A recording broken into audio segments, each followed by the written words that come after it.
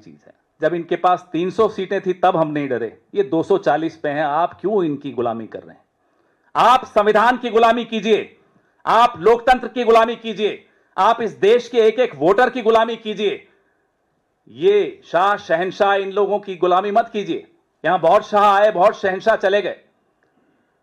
इतिहास के कचरा पात्र में आपका नाम चला जाएगा अगर आप इस तरह के काम करेंगे तो। कोई याद नहीं रखेगा आपकी विरासत को। अगर आपको याद भी रखेगा तो लोग मुंह बनाएंगे कि इस तरह के एक संस्था को चलाने वाले लोग आए थे। बड़ी पीड़ा होती है जब हम ये बोलते हैं, दुख होता है ये बोलते हुए।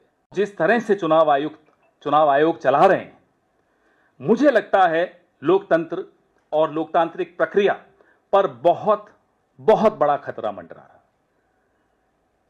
हमें लगता था कि जो इनसे पहले थे वो फेयर नहीं है, अब इनको देखो तो वोट याद आने लग गए। ये स्थिति हो गई आज चुनाव। और ये खतरा विपक्ष के लिए नहीं है सिर्फ, ये खतरा आप सबके लिए है, एक एक वोटर के लिए है। अब एक और चीज मैं आपको बता दूं, टाइम मांगने के बाद जिस तरह से अपमानजनक रूप से कि साहब जिस व्यक्ति के माध्यम से टाइम मांगा गया वो अनधिकृत है। आप कौन होते हैं ये तय करने वाले कि वो अनधिकृत है या अधिकृत है? चलिए आपको लगता है वो अनधिकृत है तो उसको बोलिए कि साहब आप अपना ऑथराइजेशन ले आइए कांग्रेस पार्टी से। वो ले आता, आधे घंटे में ले आता। हमें कल ये आभास हुआ कि शायद हम गलत पते पर चले गए हैं। इतनी बड़ी बिल्डिंग चुनाव आयोग, निर्वाचन सदन, पता नहीं कितने 1-1.5 एकड़ पे तो होगी, कई लाख स्क्वायर फुट होगी, मेरे और आपके पैसे से बनी होगी। इतनी बड़ी बिल्डिंग में बैठने की जरूरत क्या? बीजेपी का इतना अच्छा मुख्यालय है, वहां एक फ्लोर ले ले जी, वहीं बैठ जाइए। हम क्यों बिचौलियों से मिलें? हम सीधा बीजेपी से बात करेंगे। माफ कीजिएगा, चुनाव आयोग किसी पार्टी का बिचौलिया नहीं हो सकता। सबको अपने दायरे में रहकर काम करना होगा, यह लोकतंत्र की परिभाषा है। और सबका दायरा संविधान ने फिक्स कर रखा है, नियमित कर रखा है। उस दायरे को अगर कोई तोड़ेगा तो देश देख रहा है, देश जानता है कैसे लोगों को अपने अपने दायरे में फिर से भेजना होता है। देश को ही आता है। इसलिए मैं इस मंच के माध्यम से बहुत विनम्रता से, in all humility at my command, मैं चेतावनी दे रहा हूं चुनाव आयोग, ये सत्ता आने जाने वाली चीज है। जब इनके पास 300 सीटें थी तब हम नहीं डरे, ये 240 पे हैं। आप क्यों इनकी गुलामी कर रहे हैं? आप संविधान की गुलामी कीजिए, आप लोकतंत्र की गुलामी कीजिए, आप इस देश के एक एक वोटर की गुलामी कीजिए। ये शाह शहंशाह इन लोगों की गुलामी मत कीजिए। यहां बहुत शाह आए, बहुत शहंशाह चले गए। इतिहास के कचरा पात्र में आपका नाम चला जाएगा अगर आप इस तरह के काम करेंगे तो। कोई याद नहीं रखेगा आपकी विरासत को। अगर आपको याद भी रखेगा तो लोग मुंह बनाएंगे कि इस तरह के एक संस्था को चलाने वाले लोग आए थे। बड़ी पीड़ा होती है जब हम ये बोलते हैं, दुख होता है ये बोलते हुए। क्या है कितने संख्या में विपक्षी पार्टियां गईं और उनको नज़रअंदाज करना, उनके साथ बेईमानी करना, ये बताता है कि बिहार वासियों के साथ ये अपमान है। ये नोटबंदी हम सब ने देखा, अब आप वोटबंदी देख रहे हैं। ये देख रहे हैं कि बिहार के वोटरों के साथ नाइंसाफ़ी हो रही है। ये चुनाव आयोग नहीं बीजेपी का ऑफिस हो गया, ऐसे आरोप लग रहे हैं।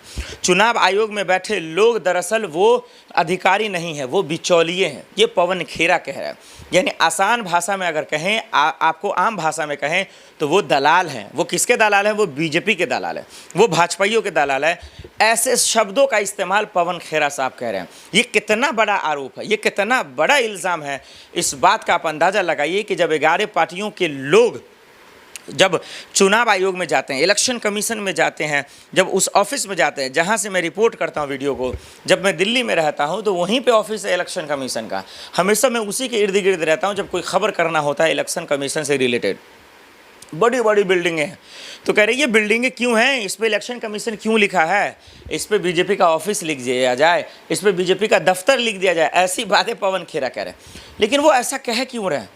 ऐसा क्या हो गया भाई अचानक से कि चुनाव से पहले प्रशांत किशोर, तमाम लोग कह रहे हैं कि ये निष्पक्ष जांच नहीं है, राहुल गांधी, तेजस्वी यादव, अखिलेश यादव, कन्हैया कुमार, तमाम लोग चुनाव आयोग के पीछे पड़ गए हैं।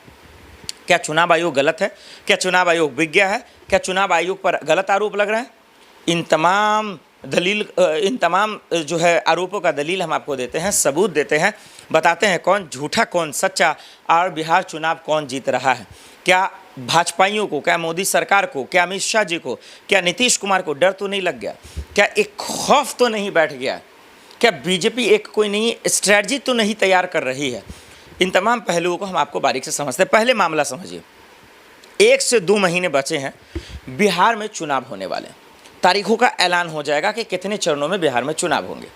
तमाम जो पार्टियां हैं, जेडीयू, बीजेपी, आरजेडी, एलजेपी या फिर वीआईपी या फिर जो है जन स्वराज, तमाम ऐसी पार्टियां तैयारियां कर रही हैं। सब अपने अपने दम लगा रही हैं, सब अपने अपने दावे ठोक रही हैं, हम जीत रहे हैं तो हम जीत रहे हैं। लेकिन इस बीच में अचानक से खबरें आती हैं कि भाई जो वोटर हैं, लगभग कई करोड़ वोटरों का जो है दरअसल सर्वे होगा।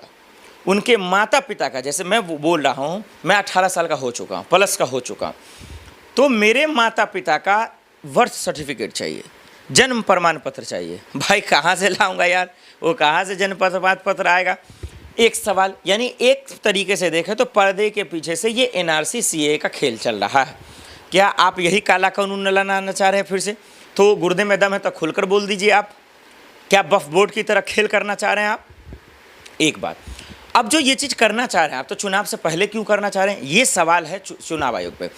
अब जो भी करिए आप, आधार कार्ड को आप सर्टिफिकेट नहीं मान रहे, पासपोर्ट को मान नहीं रहे, तो भाई मानेंगे किसको? क्या ये देश लोग विदेशों के हैं? जो भी काम आप करें, आप चुनाव से पहले क्यों नहीं किया आप लोगों ने?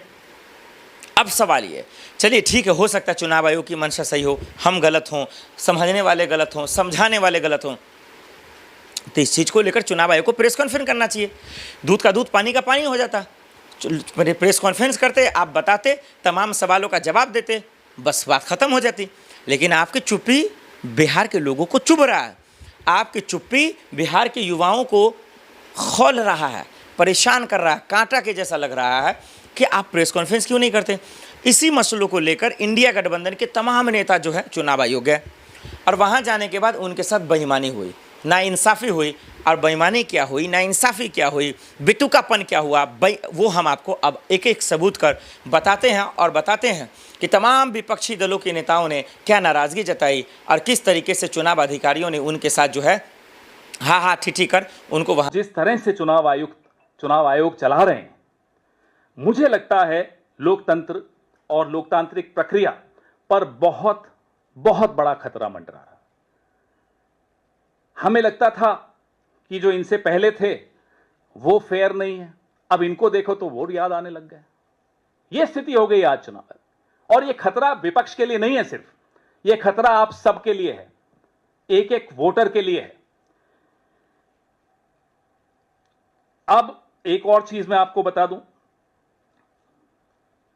टाइम मांगने के बाद जिस तरह से अपमानजनक रूप से कि साहब जिस व्यक्ति के माध्यम से टाइम मांगा गया वो अनधिकृत है। आप कौन होते हैं ये तय करने वाले कि वो अनधिकृत है या अधिकृत है?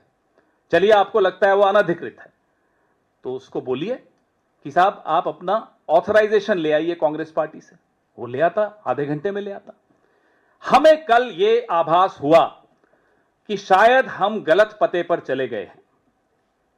इतनी बड़ी बिल्डिंग चुनाव आयोग, निर्वाचन सदन, पता नहीं कितने 1-1.5 एकड़ पे तो होगी, कई लाख स्क्वायर फुट होगी, मेरे और आपके पैसे से बनी होगी। इतनी बड़ी बिल्डिंग में बैठने की जरूरत क्या? बीजेपी का इतना अच्छा मुख्यालय है, वहां एक फ्लोर ले ले जी, वहीं बैठ जाइए। हम क्यों बिचौलियों से मिलें? हम सीधा बीजेपी से बात करेंगे। माफ कीजिएगा, चुनाव आयोग किसी पार्टी का बिचौलिया नहीं हो सकता। सबको अपने दायरे में रहकर काम करना होगा, यह लोकतंत्र की परिभाषा है, और सबका दायरा संविधान ने फिक्स कर रखा है, नियमित कर रखा है। उस दायरे को अगर कोई तोड़ेगा तो देश देख रहा है, देश जानता है कैसे लोगों को अपने अपने दायरे में फिर से भेजना होता है, देश को ही आता है। इसलिए मैं इस मंच के माध्यम से बहुत विनम्रता से, in all humility at my command, मैं चेतावनी दे रहा हूं चुनाव आयोग, ये सत्ता आने जाने वाली